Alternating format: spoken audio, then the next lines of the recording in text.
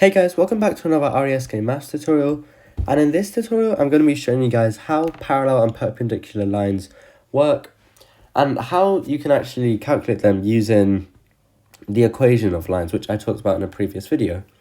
So a parallel line is essentially when two lines have the same gradient, or another way you could talk about them is that they'll never meet. So these are two parallel lines. Obviously this isn't exact, but go on forever. Since they have the same gradient, they will never meet. So any other line with a different gradient will eventually meet this line. So that's why, like, even if it's coming from here, it's going to meet it somewhere over here, like so. So you can define it either as lines of the same gradient, or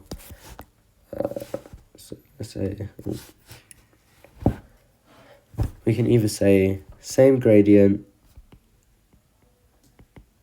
or we can say straight lines that never meet. It's actually the same thing once you think about it for a second. But yeah, that's what parallel lines are.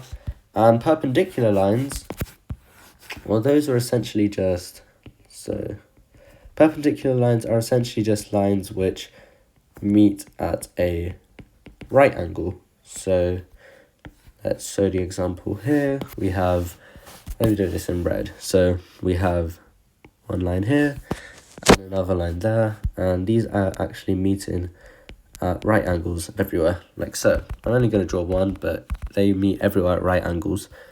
So that's what perpendicular lines are.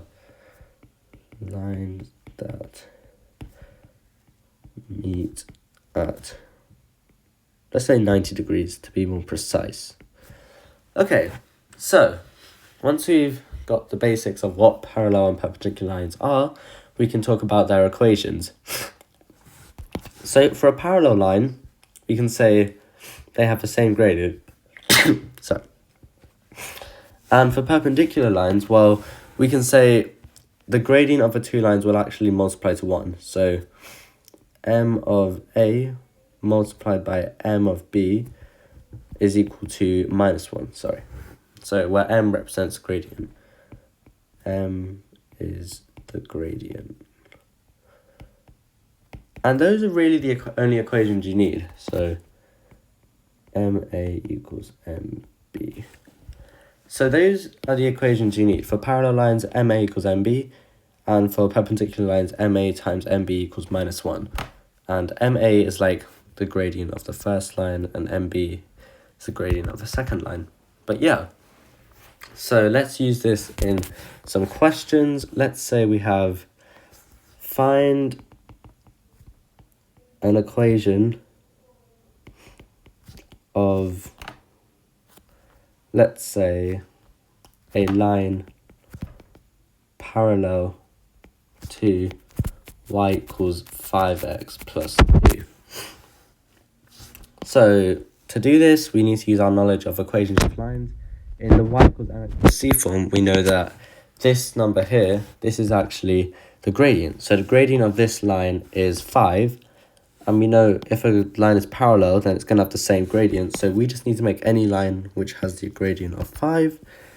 And an example of this would be y equals 5x plus 7. Or you can really have plus any number. In fact, I can have plus 0 as well.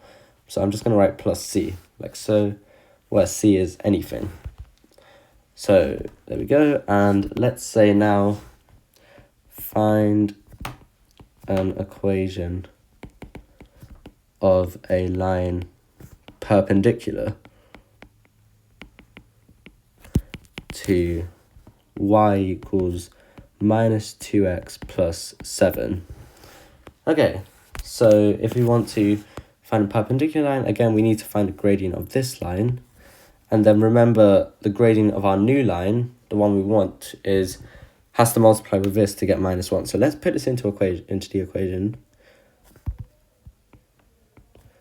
-2 multiplied by m, the gradient of our new line, has to equal -1. So that means m has to be 1/2, like so. And you can also see it's the negative reciprocal. some people like to do that.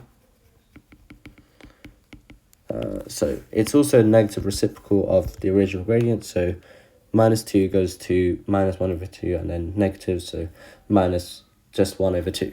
So yeah, we have the gradient of our new line, and now we can just make any line with this gradient. So y equals 1/2 x plus 6 plus 5 minus 2, anything. So we'll just have plus c. But yeah, those were how you calculate perpendicular and parallel lines.